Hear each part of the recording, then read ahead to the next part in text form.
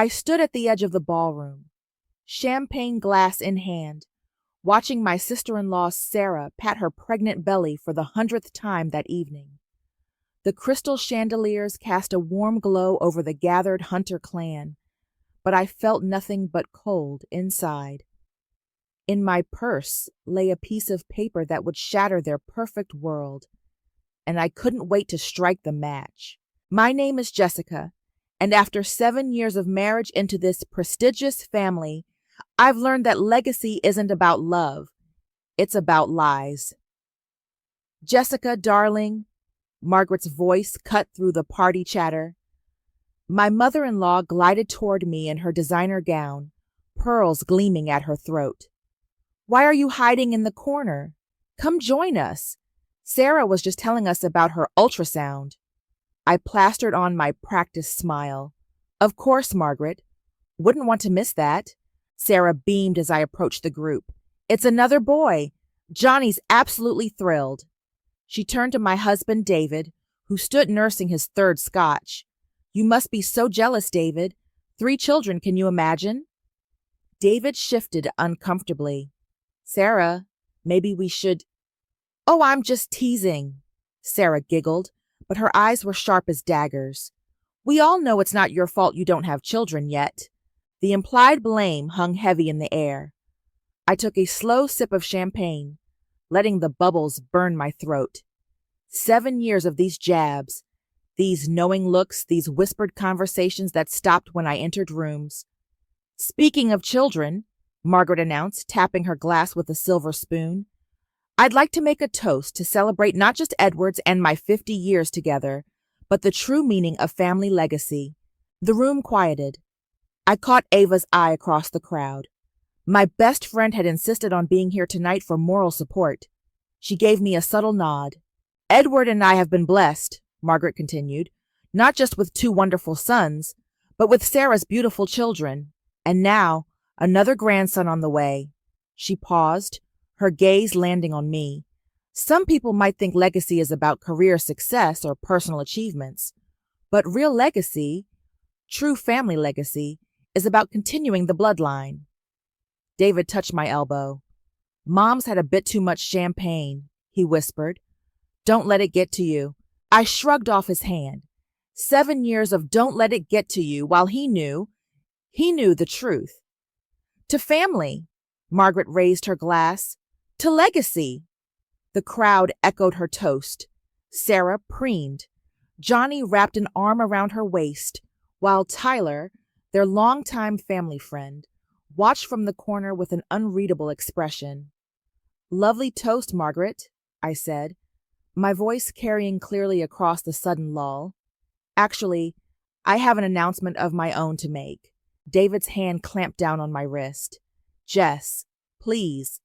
About legacy, I continued, reaching for my purse. And truth. Jessica. David's voice held a warning note. This isn't the time. I turned to him.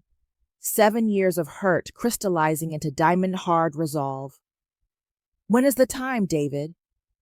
When were you going to tell them about your diagnosis? The color drained from his face. Sarah stopped mid-laugh, her hand frozen on her belly. Margaret's champagne glass trembled slightly. What diagnosis? Edward stepped forward, his bushy eyebrows drawn together.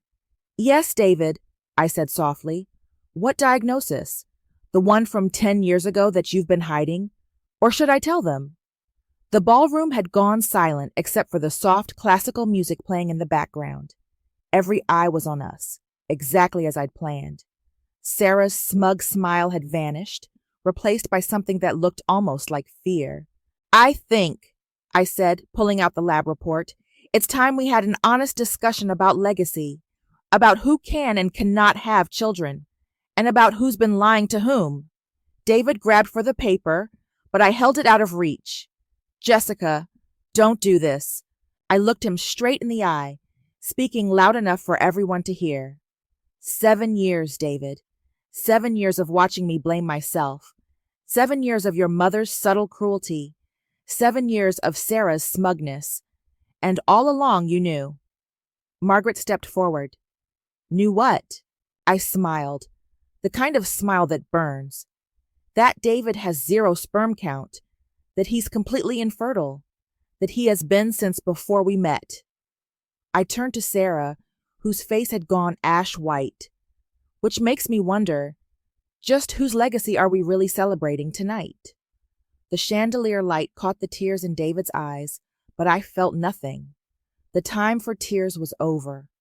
Now was the time for truth, and I was just getting started. 2 weeks earlier, I sat in Dr. Rivera's office, my hands clasped tightly in my lap. The pristine medical center was a far cry from the fertility clinics David and I had visited together. This time, I'd come alone. "Mrs. Hunter," Dr. Rivera said, adjusting her glasses, "I have the results of your husband's sample analysis." "The one he doesn't know about?" I managed a weak smile. "I know it's unusual, but—" "Actually, it's not that unusual." She leaned forward. "Many women come to us with similar suspicions. Sometimes they're just looking for answers their partners won't help them find." I thought about the hair I'd collected from David's brush, the careful planning, the private investigator who'd helped me track down his medical history. "And what answers did you find?" She opened the file. "Your husband's sample shows azoospermia, complete absence of sperm. This isn't a temporary condition. The cellular structure suggests it's been this way since birth." The world didn't shatter. Instead, everything crystallized into perfect clarity. I drove straight to Ava's house, clutching the lab report. She opened the door in her yoga pants, took one look at my face, and pulled me inside. "Spill," she said, pouring 2 glasses of wine. "He's infertile." I slapped the report on her kitchen counter. "Has been all along. While I've been taking fertility drugs, tracking ovulation, enduring his mother's comments, he knew." Ava's eyes widened as she scanned the report. "That bastard!" She looked up. "What are you going to do?" "Destroy them." The words came out before I could stop them. Not just David, all of them. Their precious legacy is built on lies, and I'm going to expose every single one. "Wait." Ava set down her wine. "What do you mean, all of them?" I pulled out my phone, showing her the photos I'd been collecting. "See how Sarah acts around Tyler? I've been watching them for months. The way they avoid eye contact at family gatherings, how he always leaves the room when she enters. Now that you mention it." Ava's voice dropped to a whisper. "Remember when Sarah was pregnant with her first? Johnny was in Singapore for 3 months, and Tyler was always at their house, helping with renovations." I nodded. "And have you noticed how none of her kids look anything like Johnny?" "Holy shit!" Ava grabbed my arm. "You think—" "I don't think, I know." I pulled out another envelope. "I had DNA tests done. It wasn't hard. The family did one of those ancestry websites last Christmas. Sarah's oldest son doesn't match Johnny's profile." "Jessica," Ava's voice was serious now, "this is nuclear. You could destroy their marriage, their family." "They destroyed me," the words burst out. 7 years of psychological torture. 7 years of being treated like a failure. Do you know what Margaret said to me last month? That maybe if I focused less on my career and more on being a proper wife, I might have given them grandchildren by now. Ava poured more wine. "Okay, I get it. But how are you going to do this?" I smiled. "Their 50th anniversary party. The whole family will be there. All their friends. The perfect audience. You're going to need inside help," Ava mused. "Someone who knows where all the bodies are buried. Already handled." I pulled out my phone, showing her my text conversation with Noel, David's cousin. He's had a crush on me for years. Last week, he told me something interesting about Sarah's second pregnancy. "What?" "Johnny was supposedly in town, but Noel swears he saw Sarah and Tyler at a hotel in the next city, multiple times." Ava whistled low. "Damn, you've really done your homework." "I had to." I stood up, pacing her kitchen. "They think I'm the weak one, the barren one, the career woman who couldn't give their precious David an heir. But I'm not the liar here." "What about David?" Ava asked softly. Do you still love him? I stopped pacing. Love him? He watched me cry myself to sleep, watched me inject hormones, watched his mother tear me down piece by piece, all while knowing he was the reason we couldn't have children. That's not love, Ava. That's cowardice. My phone buzzed. A text from Margaret about the seating arrangement for the party. I showed it to Ava with a bitter laugh. She wants to seat me at the far table, away from the family. To give you a break from all the baby talk, dear. Ava squeezed my hand. When are you going to do it? During Margaret's toast. I tucked the lab report back into my purse. She always makes one about family legacy. This year she'll get more truth than she bargained for. And after? I looked out Ava's window at the setting sun. After? I walk away. Let them drown in their own lies. I've spent 7 years being their scapegoat. It's time they face their own reflections. Little did I know, the truth would be even more explosive than I'd planned. The week before the anniversary party, Margaret insisted on hosting an intimate family dinner at their mansion. I knew better. It was another opportunity for her to hold court and remind everyone of their proper places in the Hunter hierarchy. Jessica, dear, Margaret gestured to the chair furthest from her at the massive dining table. Why don't you sit there? Sarah needs to be closer to the kitchen in case she needs anything in her condition. I took my assigned seat, watching Sarah waddle to her place of honor. Tyler, who'd been invited as practically family, sat across from her, his eyes fixed on his plate. Before we begin, Margaret announced, Edward and I have been discussing something important. She paused dramatically. We know how difficult these past years have been for you and David, Jessica. David reached for my hand under the table. I pulled away. We've decided, Margaret continued, to help you with another round of IVF. The crystal glasses clinked as Sarah set down her water too hard. Tyler's fork froze halfway to his mouth. That's generous, I said carefully. Of course, Margaret added. We need some assurances. Your career has been quite demanding. Perhaps it's time to focus on what's truly important. You mean quit my job? I kept my voice level. Think of it as a sabbatical. Margaret smiled benevolently. Sarah left her position when she had her first, and look how wonderfully that turned out. Sarah beamed. Best decision I ever made. Though Tyler was such a help during that time, wasn't he? All those renovation projects while Johnny was away. I watched Tyler's knuckles whiten around his fork. Actually, I said, I've been meaning to ask about those renovations. What exactly did you work on, Tyler? An uncomfortable silence fell over the table. Sarah's smile flickered. Oh, you know, Tyler mumbled. This and that. Mostly the nursery. For 3 months? I took a sip of wine. Must have been quite the project. Jessica, David warned quietly. What? I'm just making conversation. I turned back to Tyler. You helped with the second baby's nursery too, didn't you? When Johnny was supposedly in town but somehow always missing? Sarah's face went pale. Margaret cleared her throat loudly. About the IVF offer, she said firmly. We need your answer soon. The clinic I've chosen. You've already chosen a clinic? I laughed. Let me guess. Not the one David went to 10 years ago? David's hand clamped down on my arm. That's enough. Is it? I stood up slowly. 7 years of... That's enough, David. 7 years of your mother's helpful suggestions. 7 years of watching Sarah parade her pregnancies around while you sat there knowing... I said that's enough! David's voice cracked like a whip. The table fell silent. Edward looked between us, confusion clouding his features. David, what is she talking about? Nothing, Dad. David's voice shook. Jessica's just upset. Am I? I reached for my purse. Should we discuss why? Please, David whispered. Not here. Sarah shifted uncomfortably in her seat, one hand on her belly. Tyler stared intently at his plate, his face ashen. You're right, I said, standing. Not here. Let's save it for the party. After all, that's what the Hunter family does best, isn't it? Keep up appearances? Maintain the legacy? Jessica, Margaret started.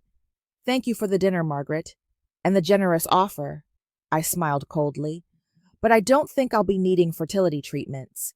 In fact, I don't think anyone at this table should be giving advice about fertility or fidelity. I walked out, leaving stunned silence behind me. Through the dining room window, I saw Sarah grab Tyler's arm as he tried to leave, their faces close. Urgent words exchanged. David found me in the driveway, keys in hand. What are you doing? He hissed. You can't just... Can't what? I turned to face him. Can't tell the truth? Can't expose the lies? Can't ruin your perfect family image? You don't understand. I understand perfectly. I stepped closer. What I don't understand is why you let me suffer. Why you watched me blame myself year after year. Why you let your mother tear me down while you knew it was your issue all along. I was afraid, he whispered. Of what? Losing Mommy's approval? Looking weak in Daddy's eyes? I laughed bitterly. Well, guess what? In 1 week, at that anniversary party, everyone's going to know exactly who's weak, who's lying, who's been hiding behind their precious legacy. Please, he begged, we can work this out. Just us. There is no us anymore, David. There hasn't been since I found out about your diagnosis. The only question now is how many other secrets this family is hiding. I got in my car, watching in the rearview mirror as Sarah and Tyler emerged from the house, standing suspiciously far apart. The pieces were falling into place, and soon the whole house of cards would come crashing down. 1 week, 7 days, until the perfect family legacy shattered like the crystal they were so proud of. I met Noel at a quiet coffee shop across town, far from any of the family's usual haunts. He was already there when I arrived, fidgeting with his cup sleeve, looking nervous. Thanks for meeting me, I said, sliding into the seat across from him. I shouldn't be here. He glanced around. If Margaret found out? Margaret won't find out. I placed my hand over his. Unless you want her to know about that incident with her prize roses last summer? He smiled weakly. You fight dirty, Jessica. I learned from the best. I leaned forward. Tell me about Sarah's first pregnancy. Everything you remember. Noel sighed, running a hand through his hair. It was weird from the start. Johnny was in Singapore for that big merger. 3 months straight. And Tyler? At their house constantly. Sarah said she needed help with renovations because of the pregnancy. He lowered his voice. But I drove by one night. Late. No renovation supplies. No work being done. Just Tyler's car in the driveway until 2 a.m. I took out my phone, showing him the DNA test results. Look familiar? His eyes widened. How did you... That ancestry website the family did? I had some samples analyzed. Sarah's oldest doesn't match Johnny's profile. Jesus. Noel slumped back. I always suspected. But... Does Johnny know? Not yet. But he will. I pulled out my notebook. What about the second pregnancy? Even worse. Johnny was supposedly in town, but Sarah and Tyler were meeting at the Madison Hotel. My friend works there. Saw them checking in at least 5 times. Together? Arriving separately, leaving separately, but always booking the same hours. He shook his head. The family ignored all the rumors. Called it jealousy, gossip. Margaret shut down anyone who dared mention it. I wrote everything down. And the current pregnancy? Haven't noticed anything obvious, but... He hesitated. But what? Last month at the country club, I saw them arguing behind the pool house. Tyler was saying something about rights and telling the truth. Sarah was crying. My pen stopped moving. Rights? As in parental rights? Noel nodded slowly. Tyler's been different lately, more agitated, especially since Sarah announced this pregnancy.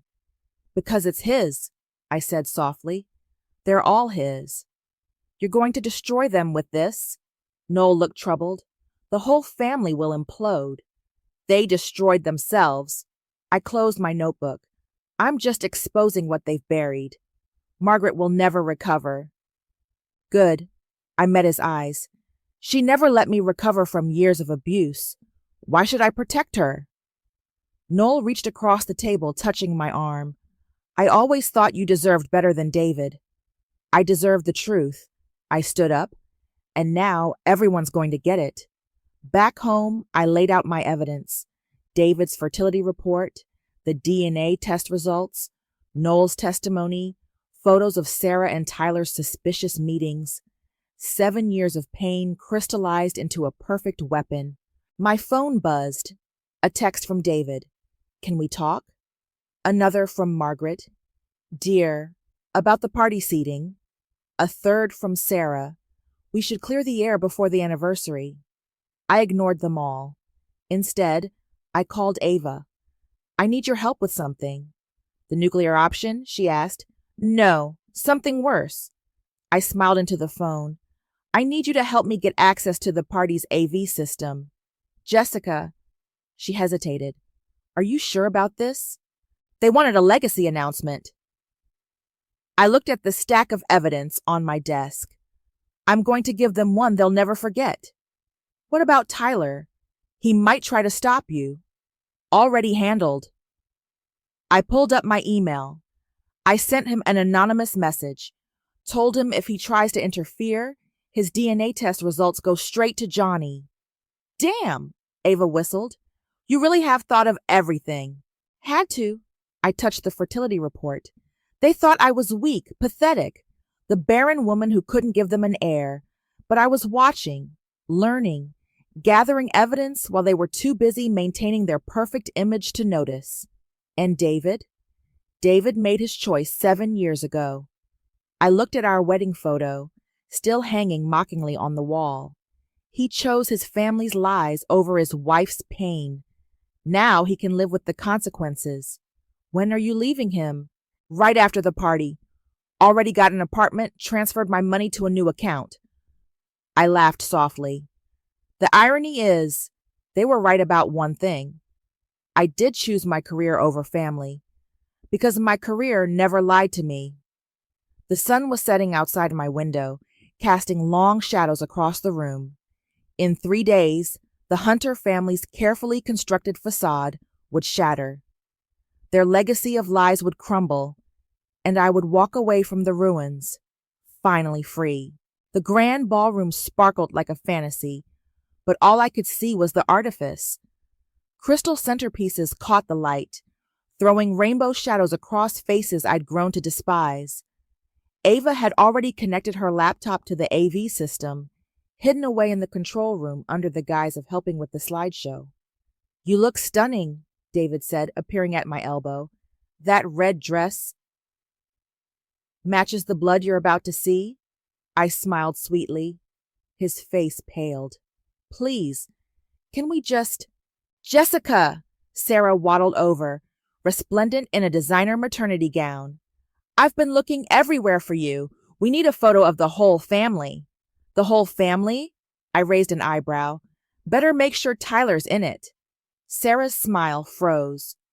Across the room, Tyler watched us, his champagne glass trembling slightly. I don't know what you think you know, Sarah hissed, dropping her voice, but you're making a mistake. No, Sarah, the mistake was yours. 3 times over, by my count. The color drained from her face. Before she could respond, Margaret's voice cut through the crowd. Everyone, please, gather round for the family photos. We assembled like actors on a stage. Margaret and Edward in the center, their sons flanking them. Sarah, proudly displaying her belly, stood by Johnny. Tyler hovered at the edge of the frame, looking like he wanted to disappear. Jessica, dear, Margaret called, perhaps you'd like to take the photo instead, since you're so creative with your career. The photographer looked uncomfortable. David started to protest, but I held up my hand. Actually, Margaret, I think I should be in this one. I moved to stand next to David. After all, we're about to make a very special announcement. Margaret's eyes narrowed. What announcement? You'll see. I smiled for the camera. It's all about legacy, isn't it? The photo's done.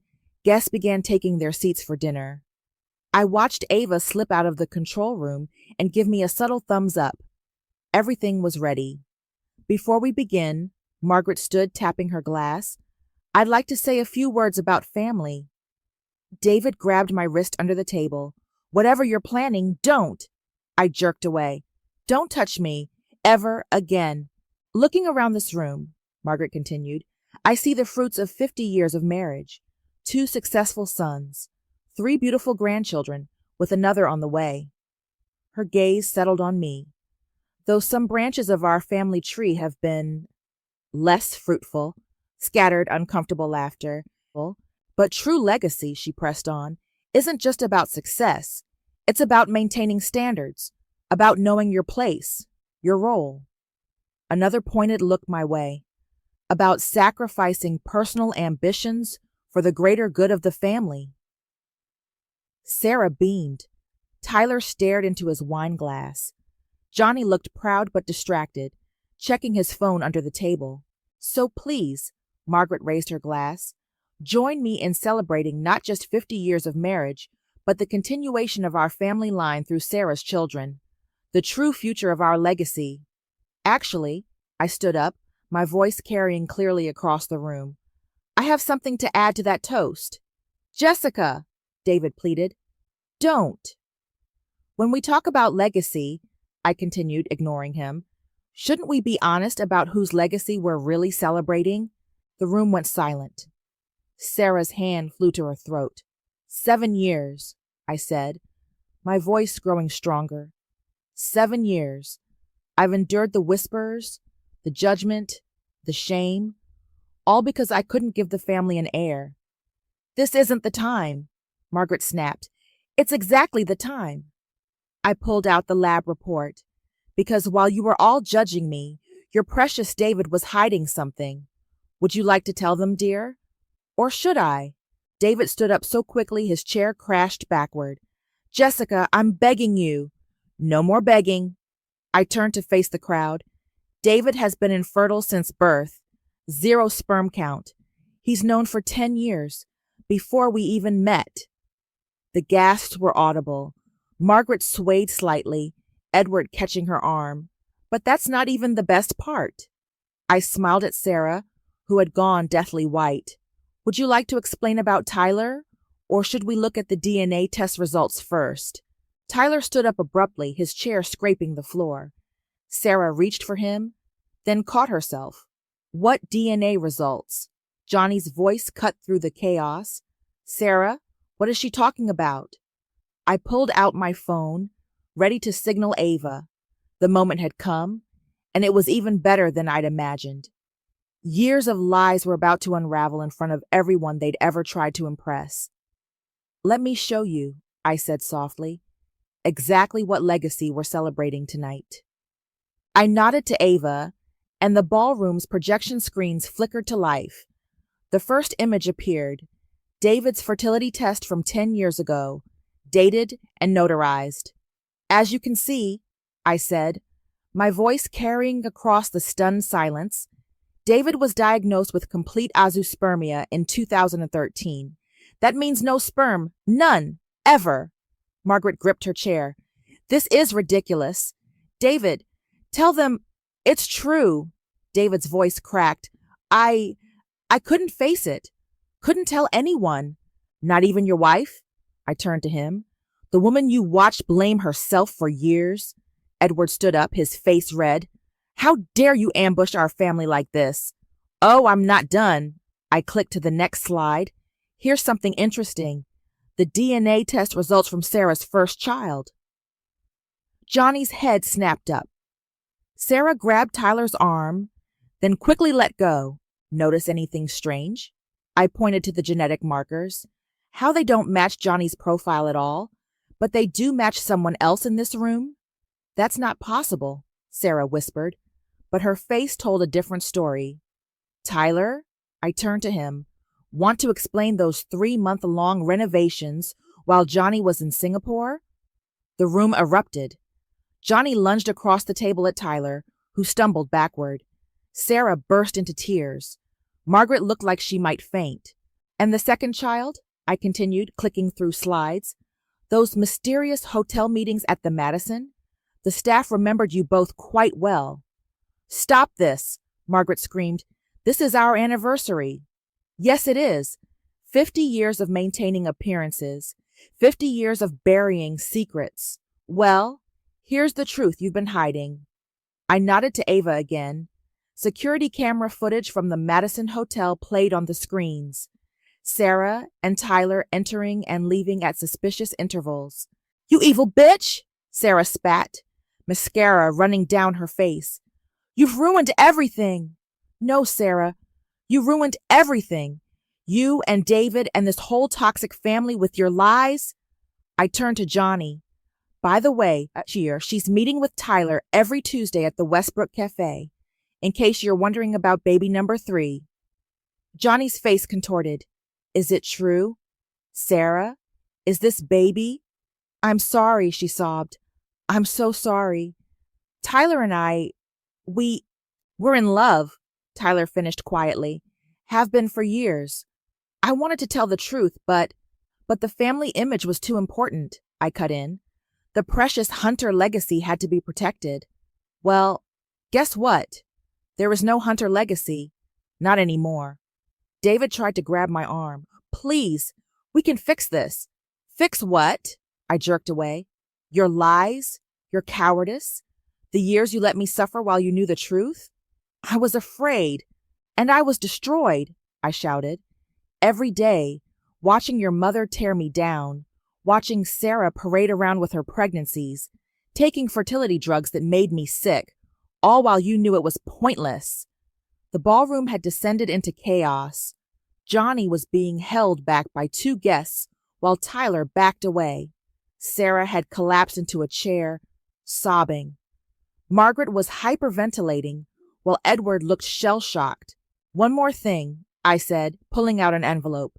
My lawyer will be contacting you about emotional damages, 7 years of psychological abuse, medical expenses, and fraud. Oh, and David, I'm keeping my maiden name. I want nothing to do with this family's legacy. You can't just walk away, Margaret shrieked. You signed a prenup, which becomes void in cases of proven fraud. I smiled. You should have read the fine print. I turned to leave, but David grabbed my dress. Jessica, wait. Let go of me. I yanked free. Go comfort your mother. It's what you do best. As I walked toward the door, Sarah's voice rang out. You've destroyed us. Are you happy now? I turned back one last time, surveying the wreckage of the perfect family portrait.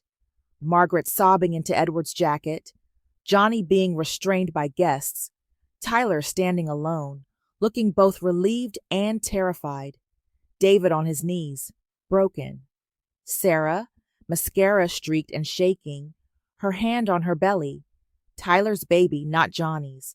Happy? No. But free? Absolutely.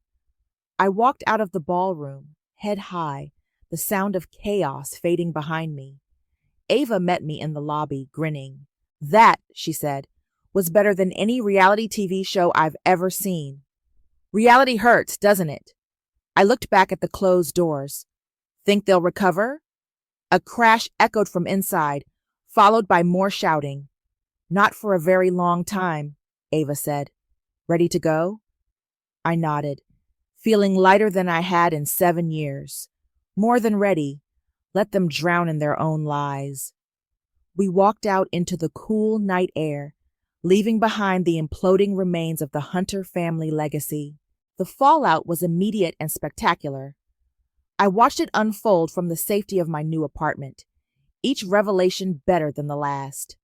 My phone buzzed constantly with updates from Noel, who'd become my willing informant. Johnny's moved out, he texted, staying at the lake house. Sarah's been calling him non-stop. An hour later, Tyler's wife just found out everything. She's filing for divorce and telling everyone.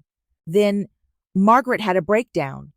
Edward took her to that fancy wellness retreat in Arizona. I was sipping coffee on my balcony when David showed up unannounced. He looked terrible, unshaven, shirt wrinkled, eyes red. 5 minutes, he begged from the doorway. Please. I let him in, if only to hear whatever pathetic explanation he'd crafted. I found the original diagnosis, I said before he could speak. Filed under David May at the clinic in Rochester. May, your mother's maiden name. Real subtle. He collapsed onto my couch. I was 26, scared. Mom said it would ruin my chances of finding someone if people knew. So you let me find you instead. Let me think it was my fault. Real brave. I loved you. He looked up, desperate. I still love you. Love? I laughed. Love doesn't watch someone suffer. Love doesn't hide behind mommy's skirts while their wife gets destroyed piece by piece. I'll make it right. He reached for me. We can start over. I'll stand up to Mom. Tell everyone the truth. Everyone already knows the truth. I stepped back. And there's no we anymore. My lawyer will contact you about the divorce. Jessica. Oh, and speaking of lawyers, I pulled out my phone. Sarah's children want to know their real father. Tyler's filing for paternity rights. David's face crumpled. How do you know that? Because I helped him find a lawyer. I smiled. Turns out Tyler's grown quite a spine since the truth came out. Mom will never recover from this. Good. I moved to the door. Now she knows how it feels to be broken by someone she trusted. After he left, Ava came over with the wine and takeout. You won't believe what Sarah did, she said, settling onto my couch. She showed up at Johnny's lake house with Tyler, said they want to explain everything and make it work somehow. I nearly choked on my wine. How did that go? Johnny threw Tyler's laptop in the lake. Sarah started having contractions from the stress. They had to call an ambulance. And the baby? False alarm. But now everyone knows it's Tyler's. Ava topped off our glasses. The country club is having a field day with this. My phone buzzed. A text from Margaret. You've ruined everything we built. I hope you're satisfied. I showed it to Ava, who snorted. Rich coming from the woman who spent 7 years trying to ruin you.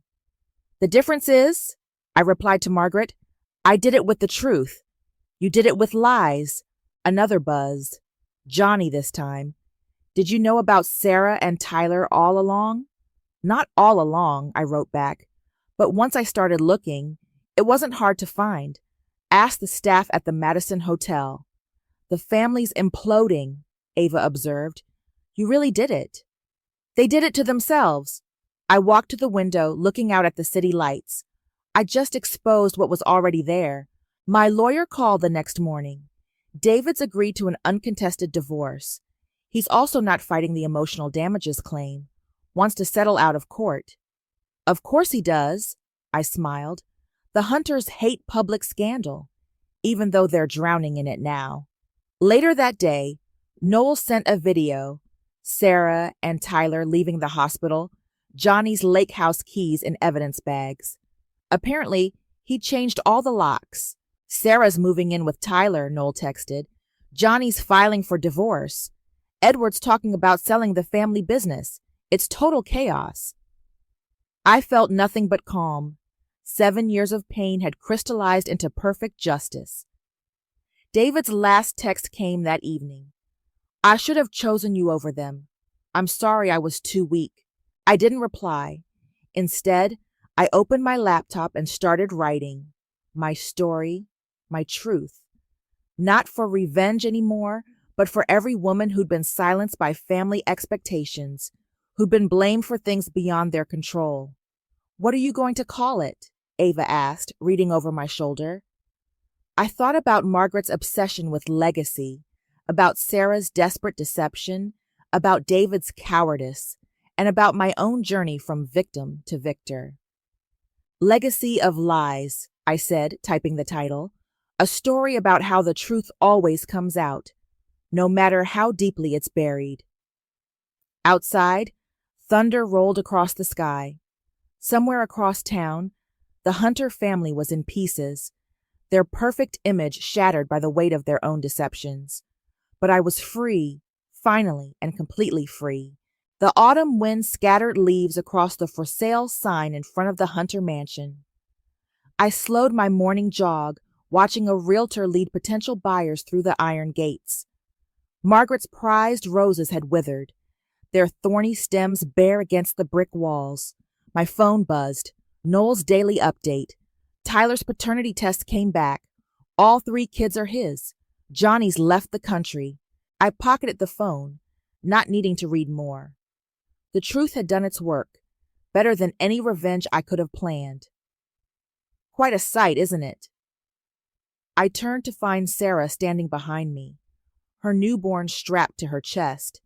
She looked different, softer somehow, without the designer clothes and perfect makeup. Congratulations, I nodded toward the baby. Tyler must be proud. He is. She shifted uncomfortably. We're moving to Boston next week. Fresh start. Running away? No. She met my eyes. Running toward something real for once? She paused. I wanted to hate you for exposing everything, but I was so tired of lying. We all were. I looked back at the mansion. Some lies eat you alive. Margaret's still at the wellness retreat. They've diagnosed her with severe anxiety and depression. Sarah's voice held no sympathy. Turns out her perfect family was all she had. And David, living above his office, drinking too much. She adjusted the baby's blanket. He asks about you. Tell him to ask his lawyer instead. Sarah nodded, understanding. For what it's worth, I'm sorry. For everything. I watched her walk away, Tyler's child against her heart. No more pretense about whose legacy she was carrying. At home, my manuscript waited on the laptop. Legacy of Lies had grown beyond a simple revenge story. Women from around the country had started reaching out after I published the first chapters online. Stories of family pressure, fertility shame, hidden truths. Ava burst through my door without knocking. You're trending. What? She thrust her phone at me. My story had gone viral, picked up by major women's magazines. The comment section was flooded with similar experiences. People are calling it the takedown of toxic family dynamics. She grinned. You're a hero. I'm not. My phone rang. A number I didn't recognize. Hello? Is this Jessica? A woman's voice. I'm a producer with Global Media. We'd like to discuss adapting your story. After the call, I sat on my balcony, watching the city lights flicker on. Another text from Noel. Edward's selling the business. Everything's changing. Everything had already changed. The mighty Hunter family had crumbled, not from my revenge, but from the weight of their own deceptions. The doorbell rang. David, again. This time, he looked sober, composed. The divorce papers, he said, holding out a folder. Signed, and I'm getting therapy. Real therapy, not mother's wellness retreats. Good for you. I mean it, Jessica. I'm facing everything I've been running from. He met my eyes, including how badly I failed you. You did. I know. He turned to leave, then stopped. Your story, it's helping people, making them brave enough to speak up. Truth usually does that. After he left, I walked to the Hunter mansion one last time. The realtor was locking up, the for sale sign swaying in the wind. Beautiful property, she said, seeing me. Shame about the family scandal. I smiled. Shame about the lies. My phone buzzed. An email from a fertility support group asking me to speak at their conference. Women helping women. Truth-breaking chains. Margaret's roses rattled their dead stems against the brick. Soon, new flowers would grow here. A new family would make new memories. The Hunter legacy would fade, replaced by something real. I touched the iron gates one last time, feeling the cold metal under my fingers. 7 years of pain had transformed into purpose. My story wasn't just about revenge anymore. It was about breaking silence, exposing lies, and finding strength in truth. Ava was waiting at my apartment with champagne. To the woman who brought down an empire, I shook my head, taking a glass. No, to the truth. It does the heavy lifting. We just have to be brave enough to speak it. We clinked glasses as my phone lit up with more messages from women sharing their stories. Outside, the autumn wind swept away the last of Margaret's dead roses, making space for new growth, new truths, new legacies. Some things have to break before they can heal. Some lies have to be exposed before truth can take root. And sometimes, the greatest revenge is simply letting people face the consequences of their own deceptions. I was ready for whatever came next. After all, I had nothing left to hide.